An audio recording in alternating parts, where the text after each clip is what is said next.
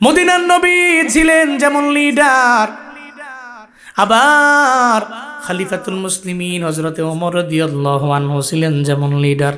এমন কোন বান্দা নাই এই ব্যাপারে জানে না অর্ধজানের খলিফা হযরতে ওমর রাদিয়াল্লাহু আন।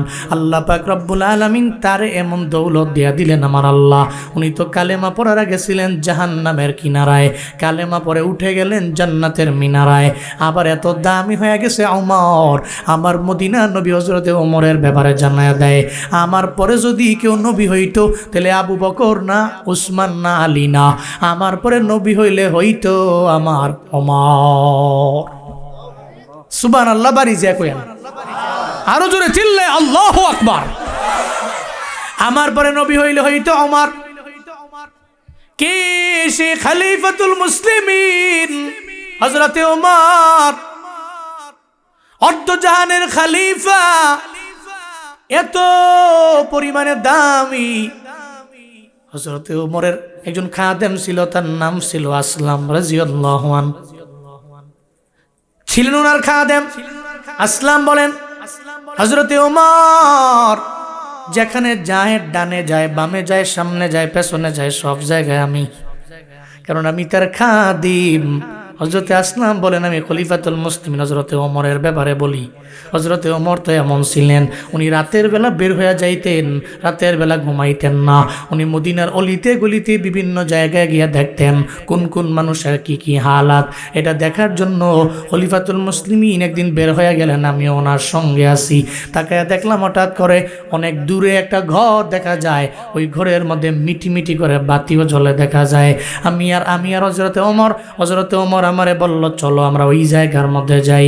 যখন আমরা গিয়া দেখলাম ওই ঘরের মধ্যে একটা মহিলা আছে, মহিলার কিছু বাচ্চা সন্তানেরাও আছে।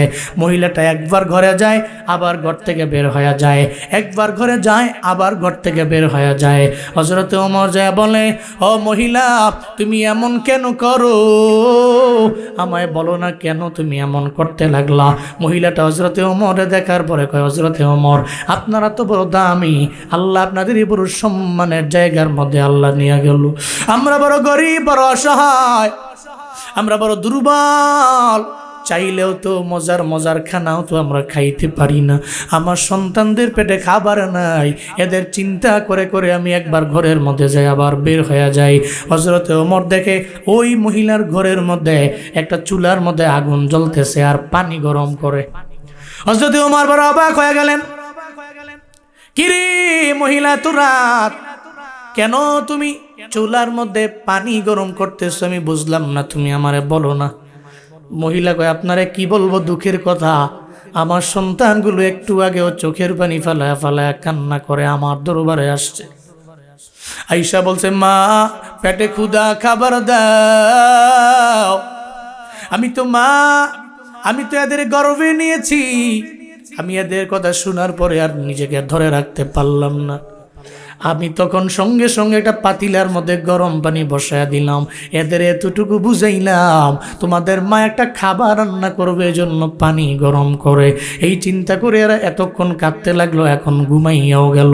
কিন্তু আমি মা তো মনে মানায় না, সন্তানের জন্য আমার চোখ দিয়ে ঘোরা ঘোরা পানি পড়ে। আমি একবার ঘরের মধ্যে যাই, আবার আমি ঘর থেকে বের হয়ে যাই, আবার ঘরের মধ্যে যাই, আবার আমি বের হয়ে যাই।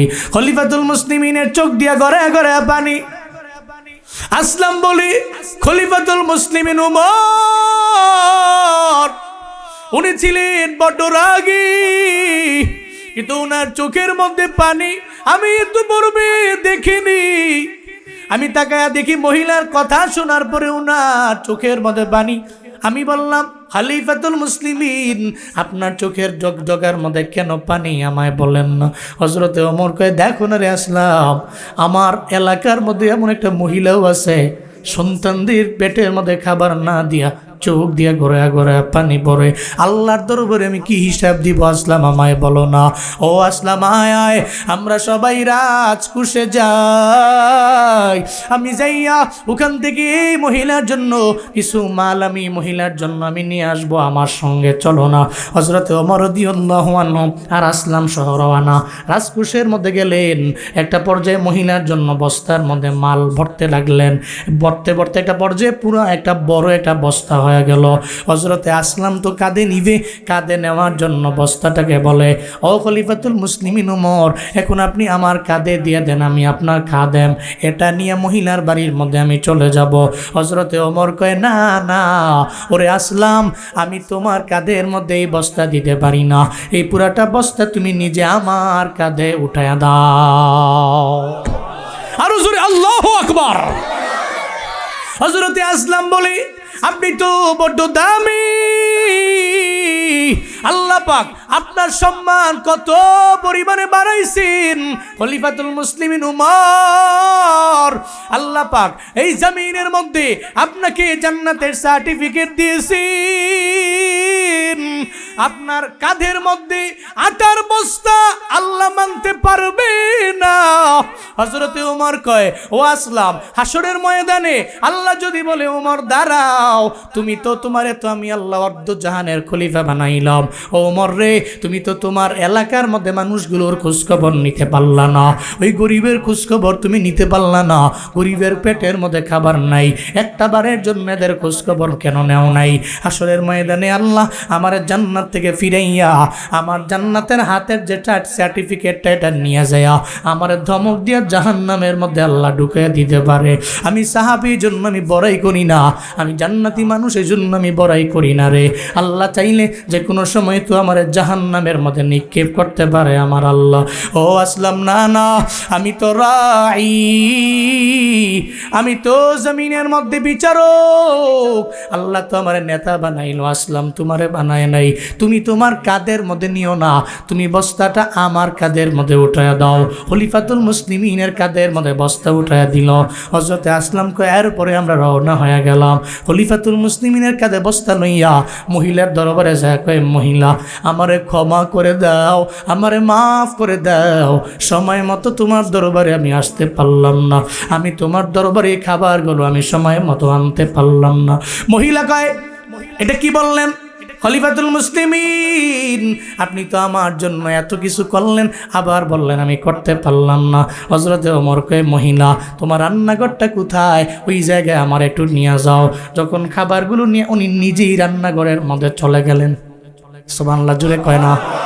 মহিলা কয়, আপনি না, রান্না করব আমি, যান আপনি এই জায়গা থেকে। হযরতে ওমর বলে, আমি এই জায়গা থেকে যাব না, বরং রান্না আমি নিজেই করব।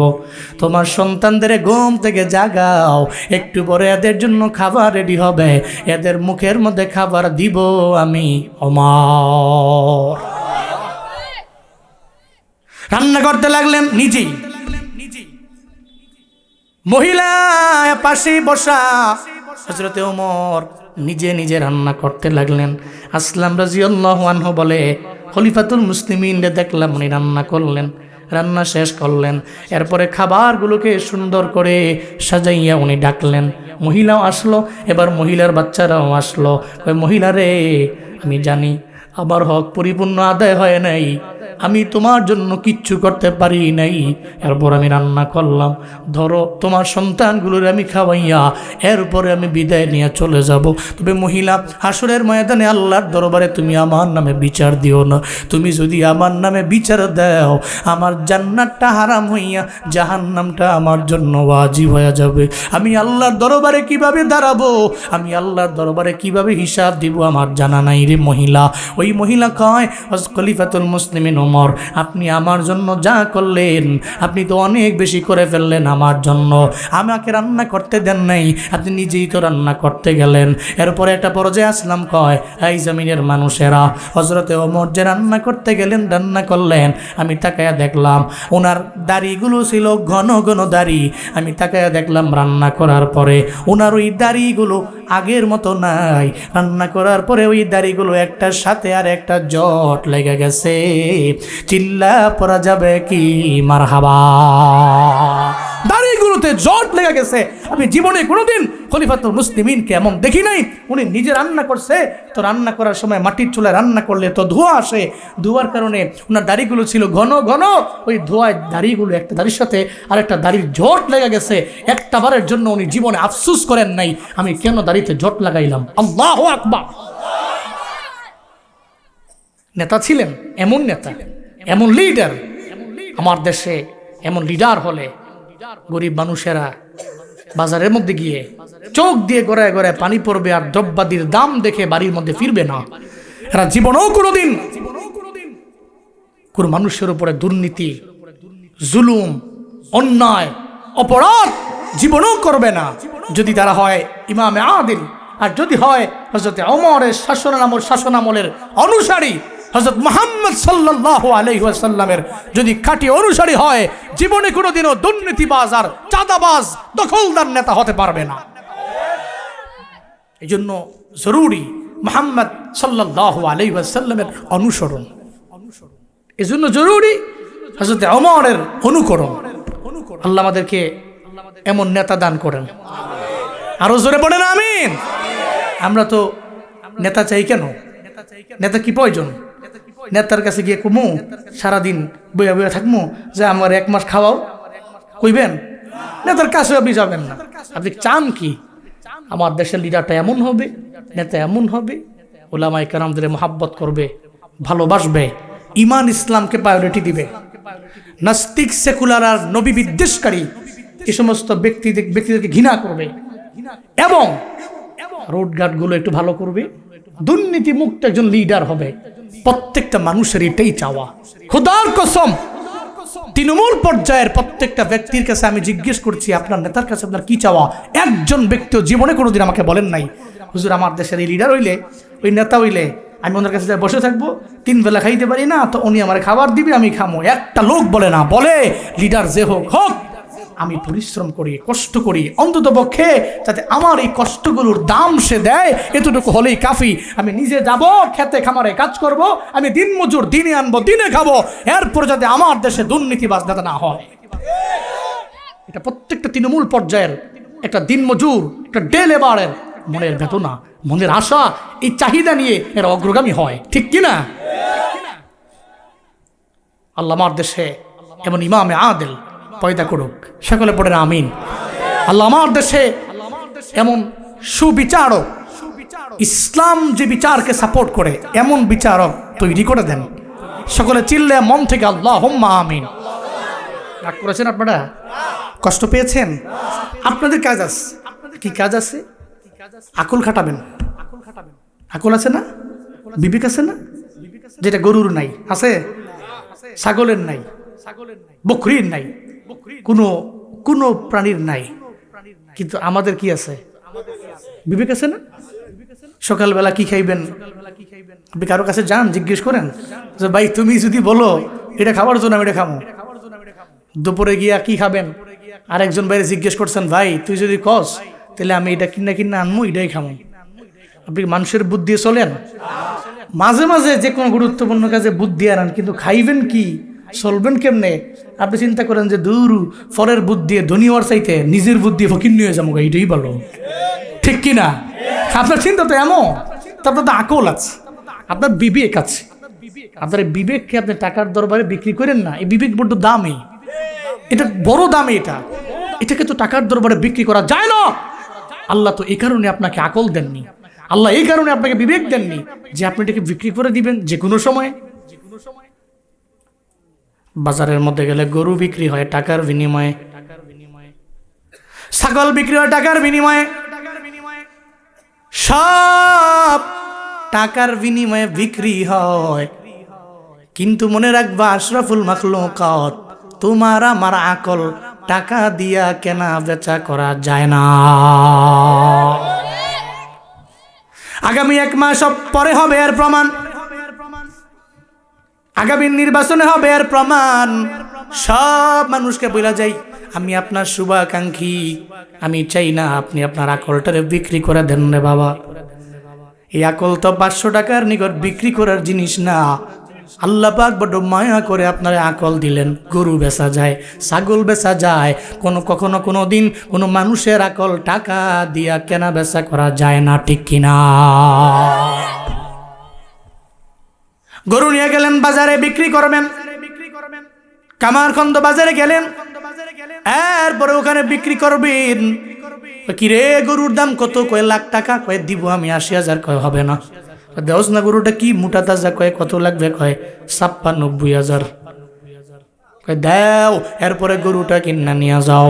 90,000 দেয়, গরু কিনা লইয়া যায়। এরপরে ছাগলের বাজারে গেছে, কয় কি দাম কত? কয় 20,000। কয় আমি দিব 15,000। কয় না হবে না, 17,000-এর বিনিময়ে আমি তোমারে দিয়ে দিতে পারি।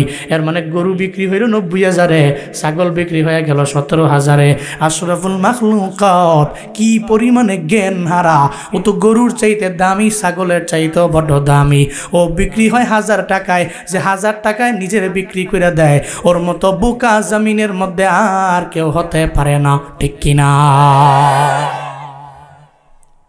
আর যদি মনে করেন আপনি গরুর চাইতেও দাম একটু কম আপনার, তো অন্তত পক্ষে 50,000-এ বিক্রি হইেন, ঠিক কিনা? আর যদি কোন যেন আমি ছাগলের চাইতে আমার দাম কম, তাইলে আপনি 5-10,000-এ বিক্রি হইেন, যদি আপনি মনে করেন। আর যদি মনে করেন আপনি দামি, আপনার সম্মান আছে, আপনার আকলের দাম আছে, আল্লাহ বড্ড মায়া করে আপনাকে আশরফ বানিয়েছেন, সমস্ত মাখলুকাতের আশরফ, যদি মনে করেন আপনি খুব দামি, তাহলে বেচা হইয়েন না ইনশাআল্লাহ। আল্লাহ আমাদের কবুল করেন। আরো জোরে পড়েন আমিন।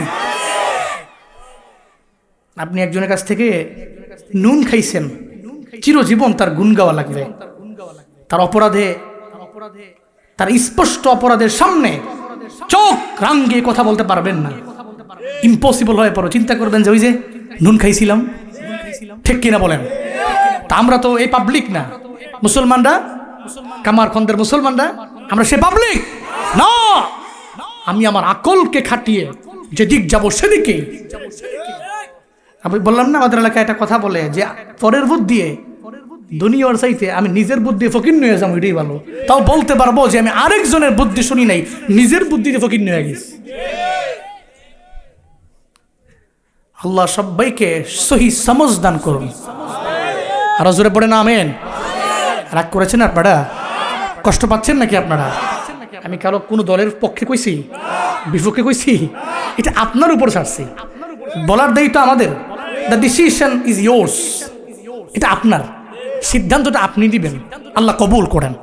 আরো জোরে পড়েন আমিন। হযরতে মুহাম্মদ সাল্লাল্লাহু আলাইহি ওয়াসাল্লাম তাবুতে আছে, মনে আছে নি? লাইন ছেড়ে যাইয়েন না, লাইনে থাকেন। বিভিন্ন জায়গায় ঘুরে গিয়ে আবার এনে আইব। হ্যাঁ, পুরা মনে আছে দি, মাশাআল্লাহ। ওনার নামে একজন এখন মারহাবা,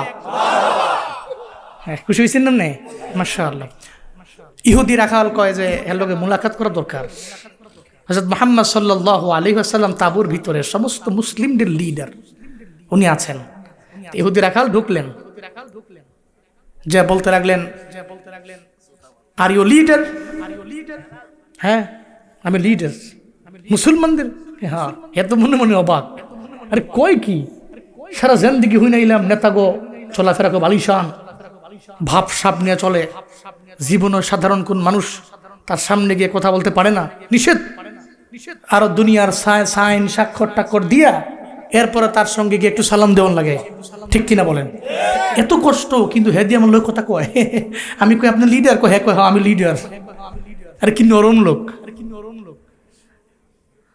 হযরত মুহাম্মদ পয়গম্বরের সামনে গিয়া বলে, হাই মুহাম্মদ, আপনি বলুন একটা কি কি এর জানি আপনি দাওয়াত দেন, এই দাওয়াতের ব্যাপারে আমার জানায়া দেন, কি বিষয়ে আপনি দাওয়াত দেন? নবীজি বলতে লাগলেন, জমিনের কোন ব্যক্তির বিরুদ্ধে আমি বলি না, আমি একজনের পক্ষে বলি। তার নাম কি? আরো জোরে বলেন, কুলু লা ইলাহা ইল্লাল্লাহ। এটাই হলো আমার দাওয়াত। আদম নবী থেকে নিয়ে পর্যন্ত আমার দাওয়াত, সব নবীদের দাওয়াত। তোমরা সবাই বলো আল্লাহ ছাড়া কোনো ইলা নাই, আল্লাহ ছাড়া কোনো মাহবুদ নাই, আল্লাহ ছাড়া ইবাদত পাওয়ার যোগ্য কেউ নাই। এটাই হলো আমার দাওয়াত। যদি বলতে পারো তাহলে তোমরা সফল কাম হয়ে যাবা, কারণ ইমানের বিনিময়ে মাওলার জান্নাত। কথা বলেন ঠিক কিনা? এটাই তো আমার বিশান। ইহুদি কয়, যদি তোমার কালিমা যদি আমি পড়ি আর ইমানদার হয়ে যাই, তাহলে আমার ফায়দা কি? কয় যদি তুমি ইমানদার হয়ে যাও তাহলে ইমান নাই না, তুমি সিরাতুল মুস্তাকিমের পথে আগাইবা, আর এর ডেস্টিনেশন হলো মাওলার জান্নাত। আতিনা ফি দারে দুনিয়া না হাসান, আতিনা ফি দারে উকবা না হাসান, ইয়া গিয়াসাল মুস্তাগীসি নাহদিনা লফদিখার বিল উলুমে ওয়াল গিনা, হর গৌরি দে ने को तू तैयार है, जो न मंगे उस्त तू वे जारो है। ইহুদি কয় ইমানের বিনিময়ে জান্নাত, কয় হ্যাঁ। এরপরে আমায় বলেন ইমান আমি আনলাম, ইমানের বিনিময়ে আমি জান্নাত পেয়ে যাব, ওই জান্নাতের মধ্যে আমি কয়দিন থাকবো, তাই না? আমি একটা আমার জন্য হোটেল বুক করা হলো, কয় দিনের জন্য, 5 দিনের জন্য। আমি যত বড় দামি লোক হই না কেন, 5 দিন পরে বলবে 12টার সময় আপনার চেক আউট, ঘাট দুরা ধাক্কা দিয়ে বের করে দিবে। বলা হবে এতটুকু করা যায়, আপনার মালগুলোকে লবির মধ্যে রাখা যায়, রিসিপশনের মধ্যে রাখা যায়, আপনার কোনো দামি হোটেলের মধ্যে নাই, কারণ 5 দিন পরে বুকও নাই, আপনারা বের করে দেওয়া হবে, কি হবে না? বলতে লাগলো ইহুদি আমি যদি কালেমার বিনিময়ে জান্নাতে যাই, বলো মুহাম্মদ ওই জান্নাতে কয়দিন থাকবো,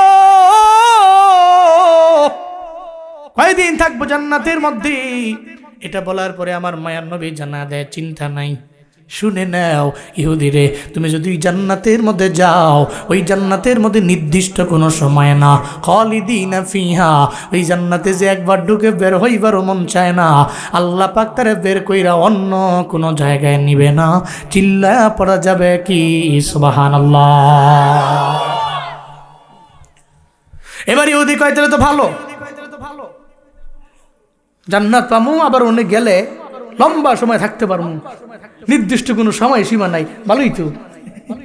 তাহলে আমারে পড়ায়া দাও, আশহাদু আল্লা ইলাহা ইল্লাল্লাহু ওয়া আশহাদু আন্না মুহাম্মাদান আবদুহু ওয়া রাসূলুহু। চিল্লা পড়েন আল্লাহু আকবার। মুসলমান হয়ে গেলেন। এবার ইহুদি কয় এতক্ষণ পর্যন্ত আপনারে মোহাম্মদ বললাম, এখন বলতে পারবো না, আপনি আমার রাসূলুল্লাহ, আপনি হলেন আমার পয়গম্বর, আমার নবীকে সম্বোধন করে বলে পয়গম্বর। এখন আমি মুসলমান হয়ে গেলাম, এখন আমি কি করব? আমার নবীকে এখন তো নামাজের সময় না, আমি তোমাকে নামাজের ব্যাপারে বলবো, আবার রমজানও না, আমি তোমারে বলবো যে রোজা রাখবো। আমি যে তাঁবুর মধ্যে বসে রইলাম, আমরা তো এখানে নামাজের জন্য, রোজার জন্য আসি নাই, আমরা আসছি ফি সাবিলিল্লাহ, জিহাদ করার জন্য। এর মানে বর্তমানে তোমার কাজ হবে খায়বারের প্রান্তরে আমার সাহাবীদের সঙ্গে যাইয়া কাঁধে কাঁধ মিলাইয়া জিহাদের ময়দানে যুদ্ধ করা। ইহুদি কয় পয়গম্বর আমার তো জানা নাই, জিহাদের ময়দানে যদি আমি যাই, ওখানে গিয়ে যদি আমি যুদ্ধ করে করে মারা যাই, তাহলে আমার কি ফায়দা? কয় ফায়দা হইল তুমি যদি যুদ্ধের ময়দানে গিয়া মারা যাও, তোমারে মৃত বলা হবে না, তোমারে বলা হবে শহীদ। আর শহীদেরা জীবনও কোনোদিন মরে না, এরা জীবিত। চিল্লা বলেন ঘোষণা কার? ওয়ালা তাকুলু লিমান ইউকতালু ফি সাবিলিল্লাহি আমওয়াত বাল আহইয়া ওয়ালাকিন লা তাশউরুন।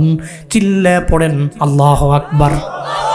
আল্লাহ পাকের ঘোষণা, আমি আল্লাহ রাস্তায় গিয়ে যারা শহীদ হইল এদের মৃত বলো না, এরা জীবিত। কার ঘোষণা? বালহুম ইউরজাকুন। আল্লাহ পাক বলেন কবরের মধ্যে যাওয়ার পর আল্লাহর পক্ষ থেকে জান্নাত থেকে আমার আল্লাহ যারা রিজিক পাঠায়। সুবহানাল্লাহ জোরে কয় না? এদের জান্নাত থেকে রিজিক দেওয়া হয়, এরা রিজিক প্রাপ্ত হয়ে যায়। এই শহীদ যদি তুমি হও তাহলে তুমি জান্নাতেও যাবা, আবার তোমার এমনিতেও বলা হবে না, জীবিতই বলা হবে। হাসরের ময়দানে তোমার কত দাম তোমার তো জানাও নাই। কারণ যারা সুহাদা হাসরের ময়দানে আল্লাহর দরবারে যাবে, কারো হাত নাই, কারো পা নাই, কারো মাথার একটা অংশ নাই, কারো চোখ নাই, কারো কান নাই। হাসরের ময়দানে আল্লাহর দরবারে এভাবেই এরা উঠবে। কারণ সুহাদাদের গোসল দেওয়া হয় না, এমন অবস্থায় তো এদেরকে দাফন করে দেওয়া হয়। আল্লাহর দরবারে এলা যাবে, আল্লাহ বলবে তোমরা কারা? এরা বলবে আল্লাহ জমিনের মধ্যে ফি সাবিলিল্লাহ যুদ্ধ করতে যে আমরা ছিলাম সুহাদা, হয়ে গেলাম সুহাদা। আল্লাহ গো এই শহীদ অবস্থায় আজকে তোমার দরবারে আইলাম। আল্লাহ কয় শহীদ রে, আমি আল্লাহর জন্য দিন কায়েমের জন্য তুমি তোমার তাজা রক্তগুলো জমিনের মধ্যে বিলীন করে দিয়া গেলা। আমি আল্লাহ চাই না তুমি জাহান্নামে যাও, আমি আল্লাহ চাই না মিজানের দাড়ি পাল্লায় তুমি দাঁড়াও, আমি আল্লাহ চাই বেলা হিসাব তুমি জান্নাতে চলে যাও। আরো জোরে আল্লাহু আকবার। আমি আল্লাহ চাই না তুমি জাহান্নামে যাও, আমি আল্লাহ চাই শহীদ রে ফি সাবিলিল্লাহ যুদ্ধ করছো, এত পরিমাণে কষ্ট করছো রবের রাস্তায়, আমি আল্লাহ চাই না, আমি আল্লাহ তোমার দরবার থেকে হিসাব নিব, আমি আল্লাহ চাই না। আমার জান্নাতটা রেডি আছে, তোমার কোনো হিসাবও নেওয়া লাগবে না, তোমার জন্য কোনো মিজানের দাড়ি পাল্লাও নাই, তুমি এখনই যাও, আমি রবের জান্নাতে তুমি ঢুকে যাও। ইহুদি কয় নবী তাহলে এর মানে আমি জান্নাতি হয়ে যাব? আমারে যদি পারমিশন দেন আমি এই মুহূর্তে খাইবারে যাব, যুদ্ধ করে আমার রক্ত বিলীন করে দিয়ে আমি শহীদ হয়ে যাব। সুবহানাল্লাহ জোরে কয় না, আরো জোরে কয় না আল্লাহু আকবার। নবীজি বলতে লাগলেন এই ইহুদি তুমি যুদ্ধের ময়দানে যাবা, ঠিক আছে যাবা, ঠিক আছে যুদ্ধের ময়দানে যাবা, তোমার কাছে যে ছাগলগুলো আছে এই ছাগলগুলো বকরিগুলো এগুলো তোমার মালিকানায় নাই, এটা যে কোনো একটা ইহুদির মালিকানায় আছে, এটা তোমার হক না, এটা বান্দার হক। ইহুদি তুমি যাবা, তবে আগে তুমি ইহুদির বাড়ি যাও, ইহুদির বাড়ির মধ্যে যাইয়া এই ছাগলগুলো দিয়ে আসো, ওখানে দিয়ে আইসা এরপরে যুদ্ধের ময়দানে তুমি যাইও। আমরা হইলে বলতাম যেহেতু দল সাইডে চলে আইছে তাহলে যত সম্পদ আছে সব আমগো, জবাই দে আর খা। কথা বলেন ঠিক কিনা? দল ছেড়ে পড়ছে আমগো দলে, এই আমগোই খা জবাই কর, সাহাবায়ে কেরাম খবর দে খা খালি। কি শিক্ষা! সুবহানাল্লাহ জোরে কর না। কি শিক্ষা দিয়েছেন মুহাম্মদ সাল্লাল্লাহু, কি শিক্ষা দিয়েছেন! ওই সময় বললেন বান্দার হক, তুমি আল্লাহর হক নষ্ট করছো, আল্লাহ তো চাইলে তাওবার মাধ্যমে মাফ করবে, কিন্তু বান্দার হক দেখাইছো। হাসরের ময়দানে আল্লাহ বলবে কিরে আব্দুল কুদ্দুস যাও জান্নাতের মধ্যে যাও, বলা হবে জান্নাতের মধ্যে যাওয়ার জন্য যদি আব্দুল কুদ্দুস নামের কারো লগে মিল্লা যায় রাগইয়েন না, উদাহরণ দিলাম। পরে রাগ হয়েছে হুজুরে আমার নামটা কইছে, সাহস কত বড় হুজুরে। আল্লাহ হাসরের ময়দানে বলবে যাও তোমার নেক আমলের বিনিময়ে জান্নাত। উনি যাবেন, যাওয়ার পথে একজনে দাঁড়ায় যাবে, কই যাও? দাঁড়াও, কাজীপুরা গ্রামের মধ্যে তুমিও ছিলা আমিও ছিলাম, ওই যে আমার কাছ থেকে 20,000 টাকা নিছিলা, বলছিলা দিমু দিমু দিমু দিমু কয়া কয়া আর দেও নাই, ঘুরাইতে ঘুরাইতে মাথায় নষ্ট হয়ে গেছে, আমার জুতা 5 জোড়া পর্যন্ত আমার ক্ষয় হয়ে গেছে, আজকে আমার টাকা তুমি আমায় দাও, এরপরে তুমি জান্নাতের মধ্যে যাও।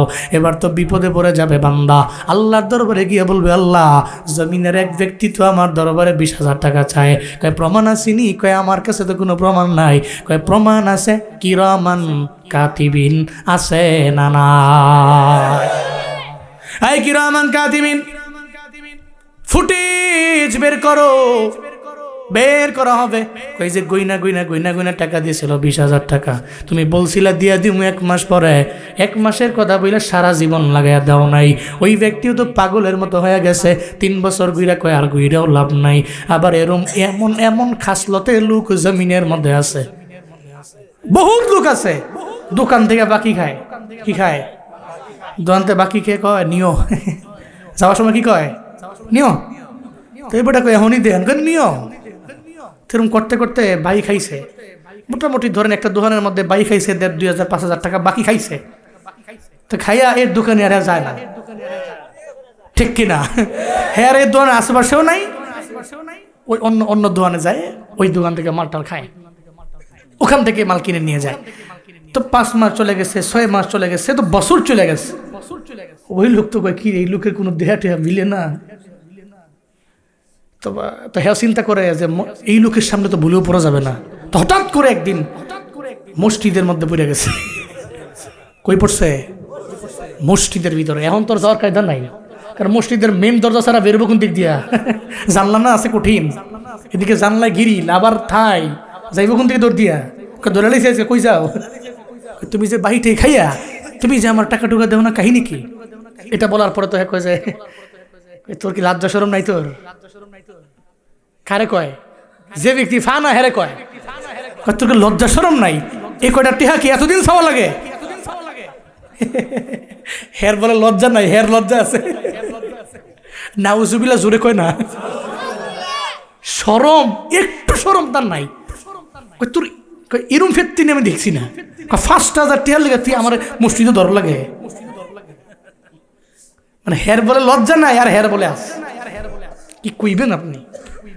কিন্তু হাসরের ময়দানে ধরা আছে, করা ধরা, দাঁড়িয়ে যাবে। হাই কই যাও? কই জান না, টাকা দাঁড়াও, স্টপ, টেহা দাও। তা হাসরের ময়দানে কি টাকা টুকা আছে নাকি? না কিছু নাই, তেমন ডলার আছে কি? আছে নাকি? না অনেকে চিন্তা করতে আছে মনে হয়। না কিছু নাই, ডলারও নাই, রিয়ালও নাই, কিছুই নাই, কোনো টাকাই নাই। ওখানে শুধু খেলা হবে নেকের। কিসের? আল্লাহু আকবার। নেকের খেলা, টাকার খেলা নয়, নেকের খেলা। আল্লাহর দরবারে বলবে, আল্লাহ গো এখন আমি কি করব? কেমনে আমি জান্নাতের মধ্যে যাব?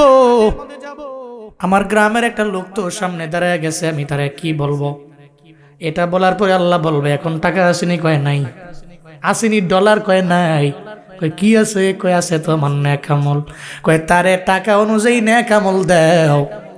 নেক আমল টাকা অনুযায়ী দিতে যাইয়া দেখা যাবে ওই লোকটা কনফার্ম জাহান্নামী হয়ে গেছিল।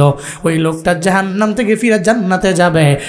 টাকার বিনিময়ে নেক আমল দিতে দিতে একটা পর্যায়ে বান্দার নেক আমলের পাল্লাটা হালকা হয়ে যাবে। ওরে জান্নাত থেকে ফিরাইয়া জাহান্নামে নিক্ষেপ করা হবে। চিল্লায় পড়া যাবে কি নাউজুবিল্লাহ। এই জন্য বান্দার হক বড় মারাত্মক ব্যাপার। মদিনার নবী কয়, ইহুদি রে, তোমার সঙ্গে যেই ছাগলগুলো আছে তুমি এগুলা নিয়ে যাও, ইহুদির বাড়ির মধ্যে নিয়ে তার দরবারে দিয়ে আসো। কারণ আমরা তো সবাই মিলে জান্নাতে যাইবার চাই, কেউ আটকাবার চাই না রে ইহুদি এবার চলে গেলেন। ছাগলগুলো দিয়ে আইসা যুদ্ধের ময়দানে উনি ঝাঁপিয়ে পড়লেন। যুদ্ধের ময়দানে গিয়া জোশ নিয়ে যুদ্ধ করে একটা পর্যায়ে উনি শহীদ হয়ে গেছে। সুবহানাল্লাহ, জোরে কয় না? শহীদ হয়ে গেল। খায়বারের যুদ্ধ যখন শেষ হয়ে গেছে, ওই মুহূর্তে আল্লাহর নবীজি বললেন, হাই সাহাবায়ে কেরামেরা, যারা খায়বারের যুদ্ধের জমিন থেকে বিদায় নিয়ে চলে গেল, হয়ে গেল সুহাদা, এই সব সুহাদাদের আমার সাথে আনো, আমার কাছে আনো, এদের একসাথে করে দাও। এদের যখন একসাথে করা হলো, একটা পর্যায়ে সবাইরে চিনি, কিন্তু একটা লোকেরা চিনে না, সাহাবায়ে কেরামেরা। সাহাবায়ে কেরাম যা বলে, নবী একটা লোক এখানে আছে, চিনি নাই, উনি কে? জীবনে কোনোদিন দেখিও নাই, আমগো সঙ্গে চলেও নাই। আমার মায়ার নবী কয়, ও সাহাবায়ে কেরামেরা, তার দিকে তাকাইয়া নবীর চোখ দিয়ে গড়ায় গড়ায় পানি পড়ে। একটু তাকাইয়া দেখ না, এমন একটা ব্যক্তি, তার কপালে তো ভালো, ঈমান আনার পরে নামাজও পড়ে নাই, রোজাও রাখে নাই, কোনো আমল করে নাই, যুদ্ধের ময়দানে গেছে, জিহাদ করছে, শহীদ হয়ে গেছে, তার কপালে আছে মাওলার জান্নাত। তার কপালে মাওলার জান্নাত। নামাজ পড়ে নাই, রোজা রাখে নাই, আমল করে নাই, কোনো কিছুই করে নাই, ঈমান নাই না, যুদ্ধের ময়দানে চলে গেছে, তখন থেকে শহীদ হয়ে গেছে। দেখো তার দিকে, তার নসিব কত ভালো, সে জান্নাতি মানুষ। তো ঈমান আইনা, আপনার ঈমান আইনা আপনি নামাজ পড়া, আমল কইরা মইরা গেছেন তো জান্নাতি আপনি, অথবা আপনি ঈমান আনছেন, আবার ঈমান অবস্থায় আপনার মরণ হয়ে গেছে, আপনি জান্নাতি মানুষ। সুবহানাল্লাহ জোরে পড়বেন না? আল্লাহ আমাদের প্রত্যেককে তুমি ঈমানি মরণ নসিব করো।